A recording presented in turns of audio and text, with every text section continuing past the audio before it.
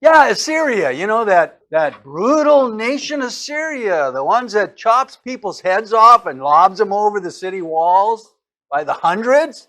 Yeah, that one. What do you mean, Syria? The guys that skin everybody alive and then nail the skins to the wall and put everybody on sticks and burn them by the thousands? That Assyria? That brutal country? The ones that put rings through their prisoners' jaw, women, men, and children to lead them off? 200,000 at a time. That Assyria? Yeah, that Assyria. God's going to use that Assyria to punish his people. And that caused some real problems for some people. In fact, there's a whole book in the Old Testament where the prophet was complaining about God using Assyria to punish his people. God said, hey, I'm going to send the nation of Assyria to punish Israel. And you know who the prophet was that was complaining about that? This Habakkuk. The whole book of Habakkuk was written because Habakkuk was like, you got some explaining to do, God, if you're going to use Assyria. God never did explain himself. He just said, I'm going to use Assyria. But we're going to see that after he uses Assyria to punish his people, he's going to punish Assyria. And God makes no apologies for it. So let's take a look at chapter 10. Because chapter 10 starts off by describing another problem that Israel was having that was going to cause God to discipline them. And it was the unrighteous judges in the land. Now, God, through Isaiah, has been warning his people of their sin. That's what he's been doing. And he's been warning of the consequences of their rebellion. The crisis they were facing as a nation was from God's hand to discipline them. God does that, you know. He disciplines nations. Maybe ours is in line for some of that. I don't know. But rather than turn from their sin, the nation of Israel continued in their rebellion. And that was the problem. They should have learned. They should have said, we're sorry. God was condemning their personal behavior. God was condemning the unrighteousness of their leaders. God was condemning the foolishness of their turning to the nations round about for help instead of turning to God. The people were turning to the occult, to seances and horoscopes and zodiacs and fortune tellers to try and find out what the future holds. And now in this section, God's going to turn to the unrighteousness of the judges in the land. Notice what he says in verse 1. The judges were issuing unrighteous decrees. He says, woe to those who decree unrighteous decrees, who write misfortune, which they have prescribed. Now, God was very, very clear to his people that they needed to pick judges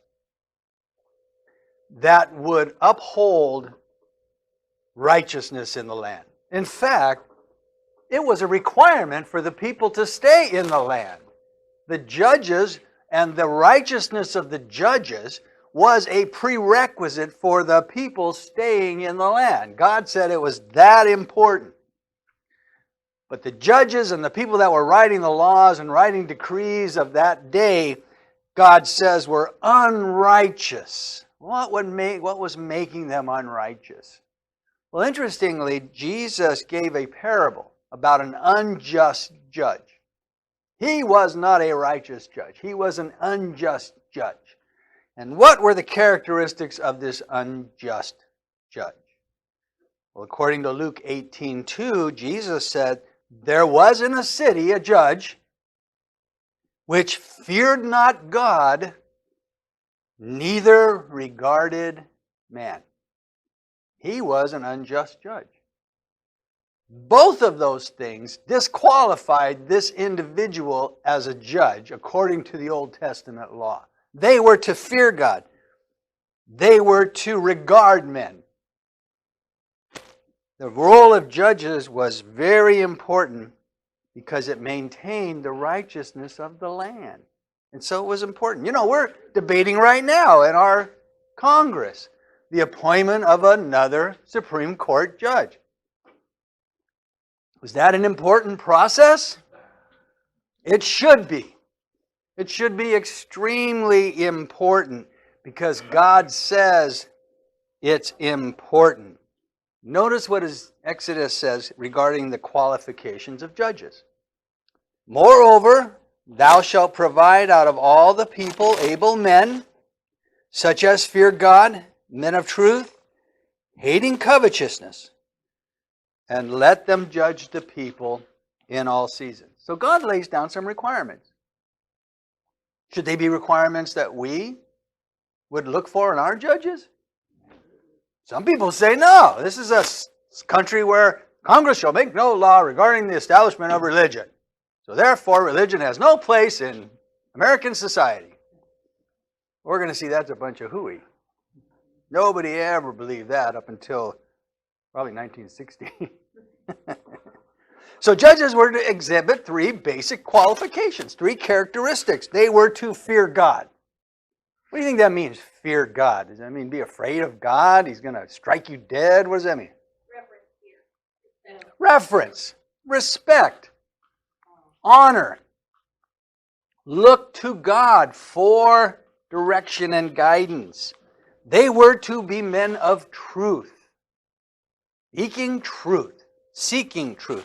They must hate dishonest gain. That's what God said. That would disqualify about 90% of all our people up in Washington today, in my opinion. I wish I were wrong. Doesn't seem to be the case. So these qualifications were simply unbreakable according to God. Deuteronomy 16 tells us, you shall not pervert justice, you shall not show partiality, nor take a bribe, for bribes blind the eyes of the wise, twist the words of the righteous. You shall follow altogether what is just. High bar. That's a pretty high bar. Everybody in Washington, D.C. needs to leave. Just get on out, right? Get on out. They all accept barbs. You know, that's the sad part of it. I was doing some research because a lot of people like to pick on one party or another, but you know they're all guilty of it. You know, you look at, you know, like the Clinton Foundation. Let's just start with her since she's the most obvious low-hanging fruit.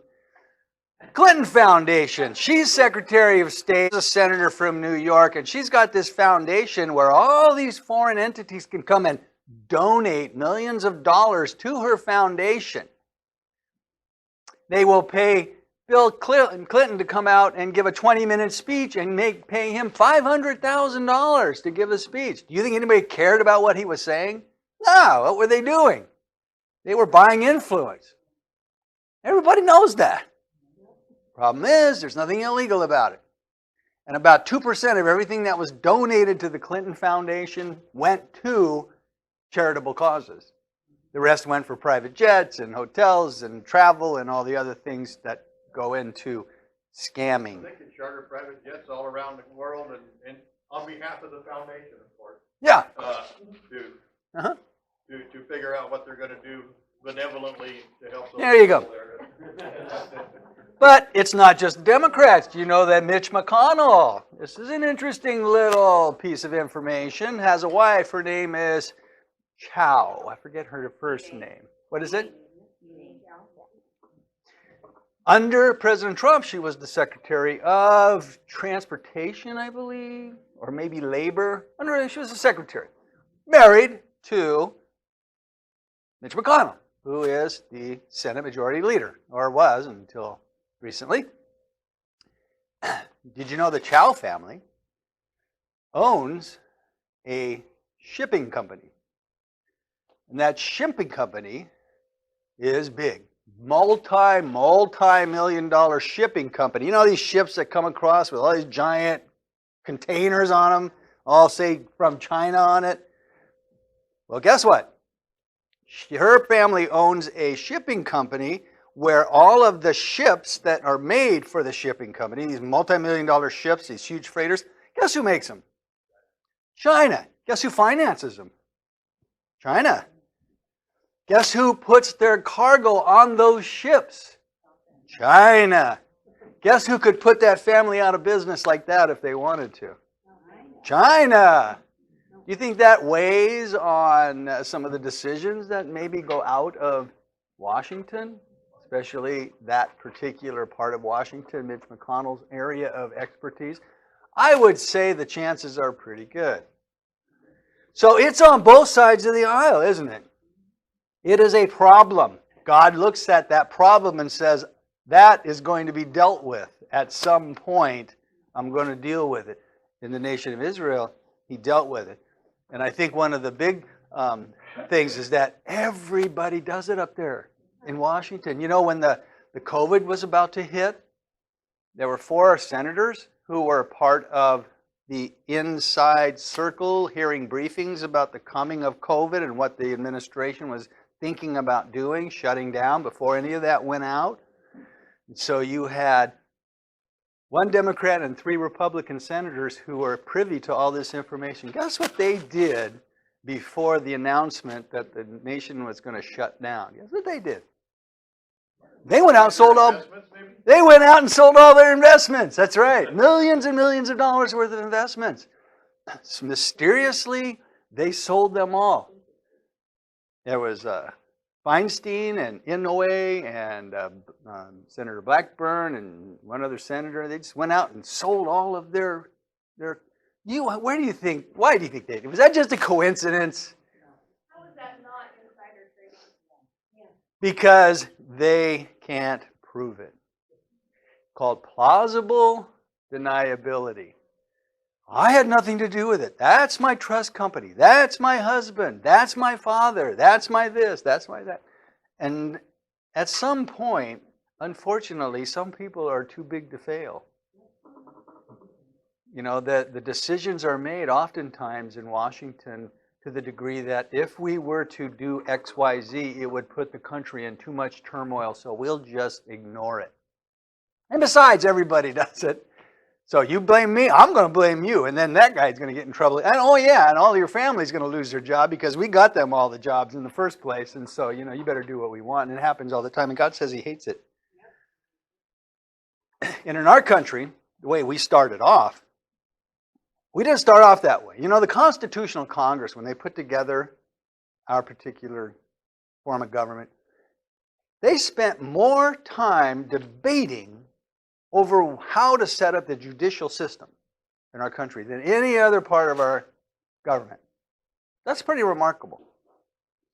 Why do you think they considered the judiciary system so important that they would spend so much time to try and get it right?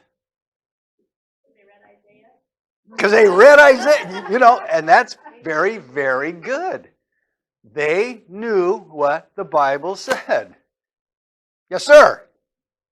They had, among our colonists were folks who studied governments around the world through the history and how they worked and what their failings were.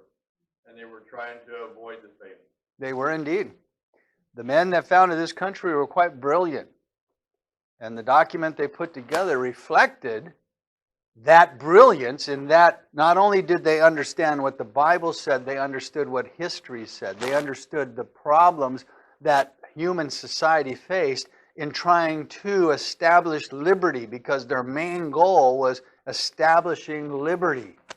They wanted people to be free. And they knew that the judicial system needed to be intact and functioning well to sustain that freedom. You know, if you think about it, look what judges do. This is from the American Bar Association. It says, think about this for a moment. Only a judge can grant a divorce, confirm an adoption, order the termination of parental rights, sentence a person to death, impose a sentence of imprisonment, or cause a change in property rights. Without our courts, there's no justice, there's no freedom. As John Adams declared over 200 years ago, if we are to have a government of laws and not men, we need our courts and judges to forever ensure that our legal rights are protected. That is why God made righteous judges, a requirement to stay in the land. But the judges are paid off. And they're paid off? Who said what? I do. What'd you say? The judges are paid off to rule contradictory to our beliefs. Well, yeah, that's probably true. I know in other countries that's true. I had a friend that was down in Mexico. And he worked for, I worked for a company that he worked for, and we were a messenger service, and they sent him down to pick up some things down at a pharmacy, only the things that he were picking up were illegal. So he went down to pick them up. He didn't know they were illegal. He just went down with a package, delivered it at the pharmacy, opened the package, read what was inside the package, called the cops, and had him arrested because he was trying to get like 15 different prescriptions of the same drug fulfilled, and it was a weight loss drug. And some secretaries up in Los Angeles had this little cadre going where they were going to go to Mexico and get some weight loss drugs. Well, unfortunately, it was illegal. He got arrested. And they were sentencing him, or threatening to sentence him to 10 years down there in their Mexican prison. So the lawyer came to him and said, well, you got a choice. You can spend 10 years in prison, or you can pay $2,000 to the judge and get off. That's how they do it in other countries. You don't pay him off, you don't get out. Well, because he was American, they said, yeah, it would be $2,000 for most people, but for you, it's $5,000. So he had to like drum up $5,000 to pay off the judge to get out. Because down in other countries, you are guilty until you prove your innocence. Just the opposite of in America. Well, here's some of the things the founding fathers were considering when they were putting together our judicial system. Let's see. There are some that made it into our Constitution. Let's see if you know which ones they are. One of the things they were debating is both the Supreme Court and the President would decide legislative veto. Did that make it into the Constitution? Who's in charge of vetoing a legislation? President. Well, they were deciding whether the Supreme Court should get involved. They didn't take that one. There would be more than one Supreme Court. They were actually debating multiple Supreme Courts. Nah, we know that's not true, right? Only one. Judges' salaries would never change. How many say no? Everybody? Anybody say yes? Actually, the answer is yes. That made it into the Constitution, Article 3. They can't change, but legislation can make them go up. But while the judge is in judgeship, he can't receive a change. But other judges, once they come in or out, yeah, they get cost of living increases too. Judges should be morally above reproach. How many say no? Anybody say no? Anybody say yes? How many don't know? You don't know? Actually, that made it into the Constitution. That's written in, that you can only be a judge in times of good behavior. That's actually what it says. That would disqualify a lot of them, I think. Chief Justice would need to approve legislation for moral acceptability. So legislation has to go to the Chief Justice, and he would read it over and say, yeah, it looks morally acceptable to me. That didn't make it. Didn't make it. Federal courts were given authority to decide anything that might forward the peace and harmony of the nation. So if it threatened the peace and harmony of the nation, the federal courts would have to rule on it. What do you think? Did that make it into the Constitution? It did not. It did not. Because what the founding fathers said they wanted were courts that only interpreted the law, not applied their own standards to the law. That's what they wanted. So in regard to that, should America follow the Bible in making laws, since the Constitution says Congress shall make no law regarding the establishment of religion? Should Congress consider what the Bible has to say? They should. They should. But that when it says establishing a religion, they're talking about this is going to be the religion of the United States of America. Mm-hmm. We're all going to be Baptists. We don't care what you say. Or Quakers. They tried to make them Quakers. Yeah, and say you can't do that. But there's nothing that says the Bible can't be regarded or considered. You know, listen to what William Blackstone, who was an 18th century English judge, said. He said, every human being is a creature of God, and as a creature of God, every human being is ruled by God. And the rules that God lays down, every human being is bound to obey. That's sort of a universal principle. God says it, you better obey it, and our laws better reflect it. That was common to the understanding of the making of laws. And look at James Wilson, who was a signer of the Constitution and was actually the United States Supreme Court Justice.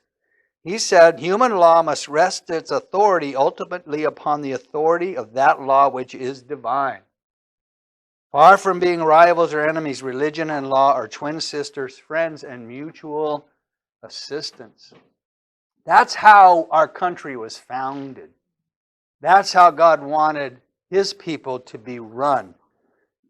They didn't do that. We're not doing that today, are we? In fact, if you say, well, the Bible says, a lot of people say, I don't care what the Bible says. They don't care.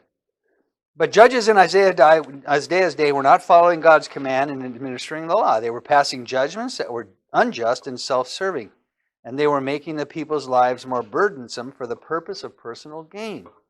They had become completely opposite of what God required. But notice what else. It says that they were unrighteous not only in their decrees, they were unrighteous in their motives behind it. What were their motives? Why were they being unrighteous? Well, notice what it says. In verse 2, he says, to rob the needy of justice, to take what is right from the poor of my people, that widows may be their prey, that they may rob the fatherless. What was the motive behind what the judges were doing in that thing? Yeah, personal gain, right? And from the most vulnerable, people that couldn't defend themselves. You couldn't go out and get the fancy schmancy lawyer to come in and plead your case. They preyed on the most vulnerable, the poor, the widows, the fatherless, the ones that God was very interested in protecting. A lot in the Bible about defending the fatherless, the widows, the poor. We're told to visit widows and take care of the fatherless. God's interested in that. These judges weren't. Then they wanted to rip people off so they could take their land, take their property, get money from it. And that's why people go into politics today, unfortunately. So what are some signs that we as a nation might be headed in the wrong direction based upon what God has said about the nation of Israel? Anything that we can identify and say, you know what? We really need to pray about that thing. Start over? It's happening. It's Oh, rampant. all over. I thought you said start over. I can't do that. All, Should do start over. start over. Well, you know, God's coming back and clean it up. yeah. We've come a long way as a nation from what we were. Too far, and we, and I keep saying it, as the church blew it big time. And that latest one you just brought up, Mm-hmm. that one was one of ours. One of the we should have never. And it's terrible. Yeah. When you get through your head that there's only two ends. I'm a bottom liner. It's good or it's bad. Mm-hmm. It's God or it's the devil. It's you can worship the Lord or you can worship Mammon. Yeah. You take up the money. You're done. You're done. And And that's what's happening. Yep. I think we just ought to be praying for those of our kids that are going to be left when we're gone, because America. You got a bank account, $3. What do you think those are going to be worth since we're not on gold anymore? Yeah, not much. I want everybody to go home and have nightmares tonight. Well, let me read to you something. Strengthen ourselves Yeah. to take the beheading or whatever. Well, let's not give up yet. Let's not give up yet. You know, there's some good signs out there. There's good signs out there. I'm praying. Yeah. Well, that's what we need to do. You know, listen. This was FDR, Franklin Delano Roosevelt, in World War II, at the beginning of D-Day. He came on the radio on the morning of June 7th when the troops were attacking Normandy, when they were hitting Normandy. There was no guarantee we would succeed. None whatsoever. And he called all the nation together on the radio, and here's what he said. He said, Almighty God, our sons, pride of our nation, this day have set upon a mighty endeavor, a struggle to preserve our republic, our religion, and our civilization, to set free a suffering humanity. They will need thy blessings. Their road will be long and hard, for the enemy is strong. He may hurl back our forces. Success may not come with rushing speed, but we shall return again and again. And we know that thy grace and thy righteousness and the righteousness of our cause, our sons will triumph. Can you imagine a president getting on the radio and saying that? They'd impeach him. And some people thought he was the devil. And some people thought he was a bad guy. Yeah. Some people did. But it wasn't that long ago that this country relied on God and we're not embarrassed by it. It wasn't until about the 1960s.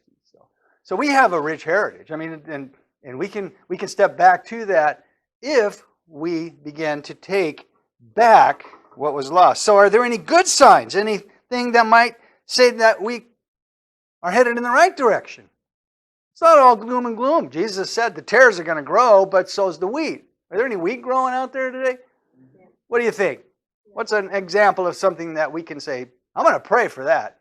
We're going to put that on our prayer list. There's thriving congregations just like ours, and even thriving more all around this country right now. Yeah, just a churches Right meeting now. today.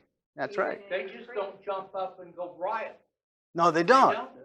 They're No, they quiet don't. about it. They live their life peacefully. No, but I bet heaven's rocking with the prayers, right? Well, all you hear in the media and all our broadcasts and everything is the bad news. Yeah, that's all you hear. You don't, the people that get up and scream, that's what you hear. Mhm. Because it gets you excited and it brings in more revenue. Yeah. Because they want you to listen. Oh, people like to hear bad news. They want you to listen. Yeah. Pray. That's why people watch soap operas and stuff, because everybody's always fighting and angry and crying and this and that. You know, people like to watch that for some There's reason. a lot of good going on. But there's a lot of good going out there, Marvin. Yeah, well, some good that our media generally presents as bad. Abortion is becoming less popular in our country. It is. And more people are standing up to try to restrict it. It is. A lot of states are stepping up and saying, you know, we're going to attack this. And This of is course, our bad. media presents those people and those moves as being anti-woman and, Right. you know, they don't think that, you know, a good percentage of the aborted babies would eventually grow up to be women if they weren't killed. I know. By millions of babies have been Yeah. aborted, you know. But yeah, a lot of states are standing up and saying, you know what? We're taking a stand. You know, we're moving this thing. We're moving, and they are moving the needle on it. Down in Florida, DeSantis, about every 3 days, comes up with some great idea. You know, now he's forcing, you know, he's outlawing woke curriculum. He's forcing financial accountability curriculum. He's passing laws, and this is happening all over the country. There's a lot of good going on. You're just not hearing about it. So it's not all gloom and doom, and I think our prayers are making a difference. I think they are. We got to keep being encouraged. I'm not seeing what Alan Jackson in Alabama? Tennessee. He's a preacher. He's a preacher, yeah, and he's seeing it back there. They're coming from all over the country Mhm. to his. We've had awakenings in this country before. There's no reason we couldn't have another one again. Wake 'em up. Way to go. Wake 'em up. You know, 24/7, even in whatever. Ukraine, there's many people that are praying in their bunkers Mhm. and meeting there regularly. Bev is in communication with one lady that kind of keeps her updated as what's going on and Yep. why they spend so much time in the bunkers. Yep. You know, the Bible says, where sin abounds, grace does much more abound. And we're not past the line of no return yet. You know, there's a lot of good people in this country praying, and I like seeing, and you know, when we get pushback, you know, when people stand up and say we're not going to take it. Just recently, I read an article about how the left is trying to put the U.S. Fossil fuel production out of business, basically. And so they actually passed legislation, or were pressing banks that gave loans to oil companies. They were pressing the banks not to do that. Don't finance U.S. drilling and coal mining and any of that. Don't. If you do, we're going to boycott you. We're going to this. Well, there's some states that have now passed a law. I think it was Virginia passed a law that said if you, as a bank, target an oil company and discriminate against them, we will cut you off. So they're getting pushback, and that's what needs to happen. Is that this pushback is going to rise. So let's remember that as Christians and as a nation, we're in a battle for righteousness, because ultimately, if righteousness doesn't prevail, judgment follows, and that is historically, statistically, biblically accurate. Because in the next verses, the unrighteous judges are going to be judged. That's what God says. He says in verses 3 and 4, "What will you do in the day of punishment, and in the desolation that will come from afar? To whom will you flee for help? And where will you leave your glory? Without me, they shall bow down among the prisoners, they shall fall among the slain. For all of this, his anger is not turned away. His hand is stretched out still." So God pronounces judgment upon these unrighteous judges. They were doing the wrong thing. And it would come from the hand of Syria. Now, Syria was one of the main nations of that day. But it was a brutal, it was kind of like the ISIS of their day, only 100 times worse. They used terror and brutality as a tool, as a weapon. And God says that he was going to bring Assyria down to punish his people. But he turns now in Isaiah 10 to the nation of Assyria. He begins talking to them. He says, "Woe to Assyria, rod of my anger, and the staff in whose hand is my indignation." So, who's taking credit for Assyria coming down and brutalizing Israel? God's taking credit for it, isn't he? God's taking credit for it. He's the rod of my anger. God has a rod in his hand, and it's Assyria, and he's going to use it against his people. This caused people some real problems. Why would God use an ugly, ugly nation like Assyria to do that? Well, Putin says he's doing God's will. He is. He is. He says he is. Nazis from Yeah, he's clearing out them Nazis down there in Ukraine, right? Yeah. Well, at least he's acknowledging God. Assyria was making fun of God, and this is one of the problems that led Assyria to destruction. Even though God was going to use them, God was going to use Assyria to punish Israel. Then he's going to punish Assyria. He says, "I will send him against an ungodly nation, and against the people of my wrath. I will give him charge to seize the spoil, take the prey, to tread them down like a mire in the streets." This is what God says he's going to allow Syria to do. Terrible judgment coming at the hand of this nation, Assyria. Notice the three things he says in the last verse. He says, "Give him charge." In other words, God is going to control what Assyria is going to do. He's going to give Assyria his marching orders to come down and punish Israel. And number two, he was going to seize the spoil. God was going to allow Assyria just to take all of the wealth of the land, all of the money, all of the tribute, all the gold, all the silver, all of the crops, and to take the prey. They were going to take prisoners by the hundreds of thousands. In one campaign, the king of Assyria, Sennacherib, boasted that he took 200,000 prisoners from the city of Lashia down in Judah and took them captives. They conquered 46 cities. Imagine how many people Assyria took as prisoners. Millions. and to tread them down like the mire of the streets. And Assyria treated those that weren't taken prisoner like dung in the streets, just ran over them with their chariots, just ground them into the dust. Again, by the hundreds of thousands perished when Assyria came down. God said, I'm doing that. That bother anybody? Bothered Habakkuk. Notice what Habakkuk says. God, you are from everlasting, O Lord, my God, my Holy One. We shall not die. O Lord, you have anointed them for judgment. O Rock, you have marked them for correction. Okay, I get that, God, that you're going to punish your people because of their sin. But you are of purer eyes than to behold evil and cannot look on wickedness. Why do you look on those who deal treacherously and hold your tongue? And when the wicked devours a person more righteous than he. Well, that's a legitimate question. He's saying, God, you're sending people that are worse than the people you're punishing. How does he deal with that? That's just one relief from the Assyrian wall showing what they did to the captives. Skin them alive, stick them on sticks, march them around the city.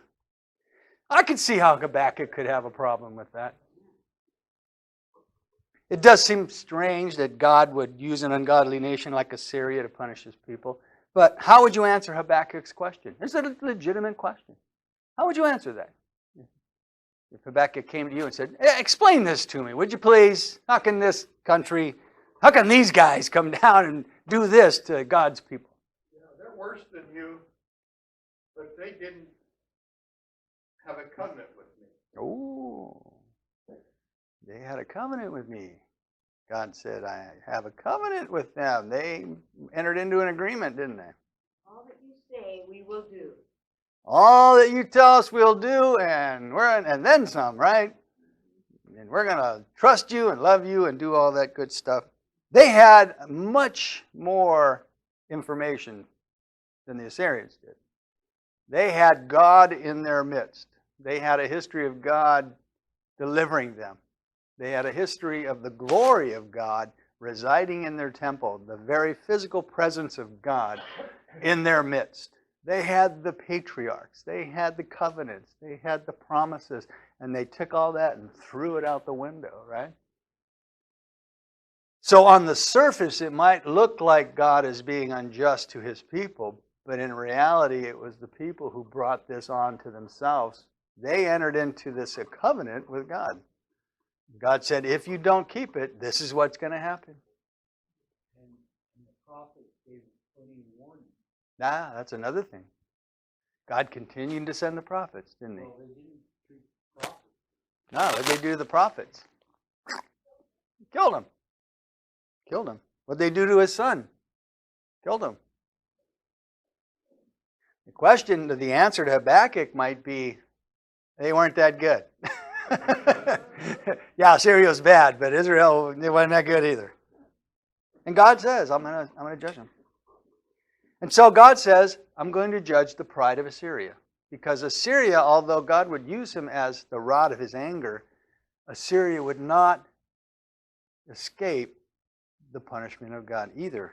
He is going to judge their pride. Look at verse 7. Yet he does not mean so. He does not in his heart think so. But it is in his heart to destroy, to cut off not a few nations.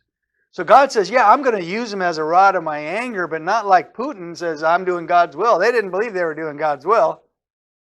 They didn't care about God. What was their motive for doing what they were doing? They were coming down, it says so right here, right? To destroy, to cut off. I'm taking over. I'm conquering nations. That was in their heart. God used that. Sometimes God uses things like that. And notice Assyria's pride of military power. God was going to judge them for that. For he says, are not my princes altogether kings? Is not Calmo like Carchemish? Is not Hamath like Arpath? Is not Samaria like Damascus? You see, Assyria believed that it was their military might that allowed them to prevail. Common mistake. Big or small, they conquered them all. That was their motto. Big or small, we'll conquer them all. Yeah, go team. They did not acknowledge that it was the Lord that allowed them to be strong. And it was a serious pride of being greater than God. And that was the big one. Notice what they said. As my hand has found the kingdoms of the idols whose carved images excelled above those of Jerusalem and Samaria, as I have done to Samaria and her idols, so shall I do to Jerusalem and her idols. They thought Jehovah was just another idol that they were going to conquer. And they believed their idols were greater than the idols of Jerusalem, including Jehovah. And notice what 13 and 14 says. He says, by the strength of my hand I have done it, and by my wisdom, for I am prudent. Also I have removed the boundaries of the people and have robbed their treasuries. So I have put down the inhabitants like a valiant man. My hand has found like a nest the riches of the people, and as one gathers eggs that are left, I have gathered all the earth. And there is no one who moved his wing or opened his mouth with even a peep. So Assyria is going to come down. He's going to reach underneath Jehovah, who's sitting on the eggs. And he's going to snatch those eggs right out from under Jehovah. And Jehovah's not going to be able to do a thing about it. That was Sennacherib. That was a bad idea to challenge God to a fight. That's what he was doing. Bad ideas. There's lots of bad ideas out there. Here's a bad idea. Selling cigarettes in a hotel or a hospital. That's a bad idea. They used to do that in the 50s, you know. They'd come by and sell you cigarettes. In the hospital. He's probably there for lung cancer. Oh, that's a bad idea. Don't do this. One strong wind, you'd be off the back. Bad idea. This is a forklift, lifting something else. Bad idea, bad idea. Bad idea. Here's a guy standing barefoot on a metal ladder in a pool with an electric drill. Oh, no. That drill slips, he's gone. Of course, my favorite bad idea of all time is, you can see it. This is funny. This is like a ladder, like 60 feet in the air, all held up by all these 2x4s. And you would think that it's a bad idea for this guy to be up here doing what he's doing. That's a bad idea. But you don't see this guy holding it up. That's an even worse idea. Bad ideas. Oh, of course, this guy. That's a bad idea. Holding that block up with a piece of wood. Bad ideas. It was a bad idea. They need a good safety officer. Safety officer. I was a safety officer. That's true. That's right. It was a bad idea for Assyria to challenge God, because in the end, they were going to lose because of their pride. They're going to fall. That's what brought Lucifer down. God will judge the pride of Assyria. It says, therefore it shall come to pass when the Lord has performed all his work on Mount Zion and on Jerusalem, that he will say, I will punish the fruit of the arrogant heart of the king of Assyria and the glory of his haughty looks. You know, when Assyria came to Jerusalem, they came down, they had conquered everything. They were on the march. They had 100,000 or more troops outside the city walls of Jerusalem to take it down. And they were warning Israel to give up because your God can't save you. There should have been no logical reason for Assyria to fail in taking Jerusalem. It wasn't any stronger than any of the other cities that they had conquered in just a matter of weeks.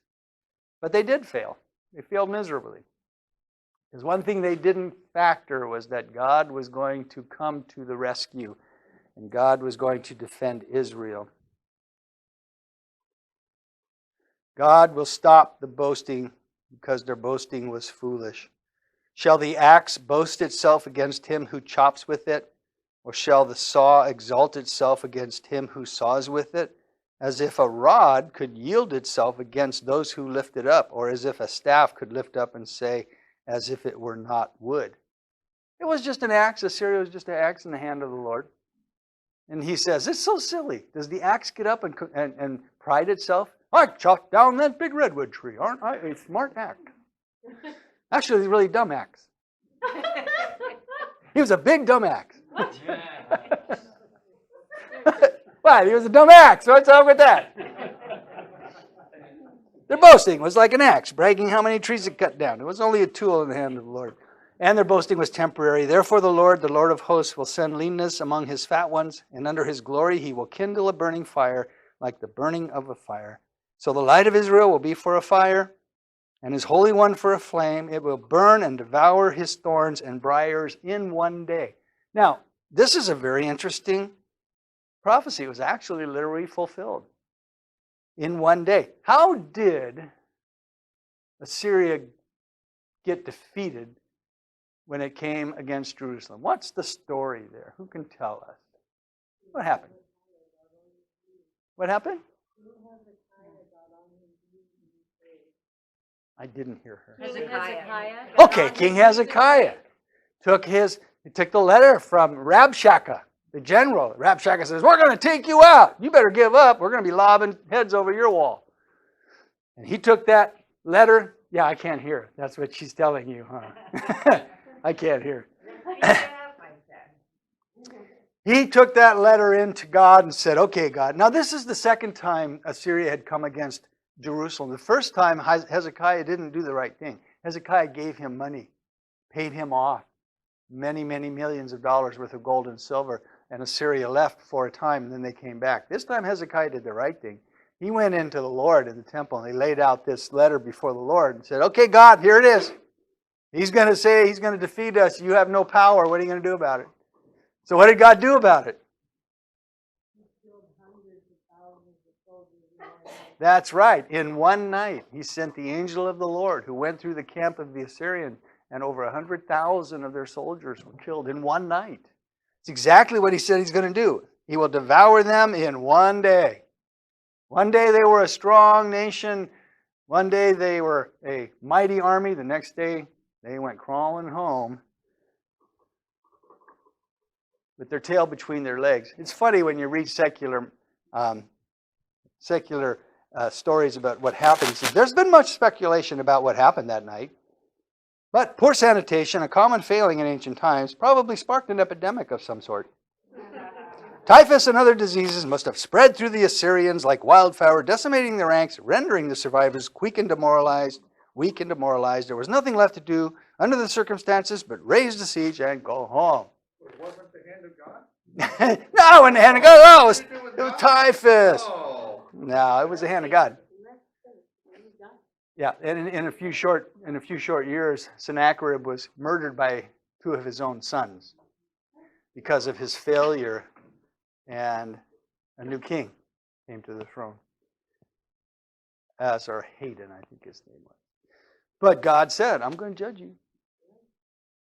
I'm going to judge you. I'm going to judge Israel first, and I'm going to judge the nation that judges you. And it just reminds us, God's in control. God's in control. We see things going down, we see them going up, we see countries invading this country, that country. And I like what Karma said. I think you should repeat it. I mentioned it last week, what your friend said about when you see things coming together and stuff. What did your friend say? Oh, Superman? And Graham's Lot. That when it seems to you that things are falling apart, God is actually putting things back together, or they're falling together. Yeah. When we see it falling apart. Falling apart, God is making it fall Bring it together. Positive. Yeah, we know what the end's going to be. We know what the end's going to be, and we have an impact in what happens. So we can keep praying. We can keep sending the right people to Congress, take an active part in what's going on, make our voices heard. Those are all very important things. In the end, God's going to win. That's the bottom line. We win. That's good. Okay, so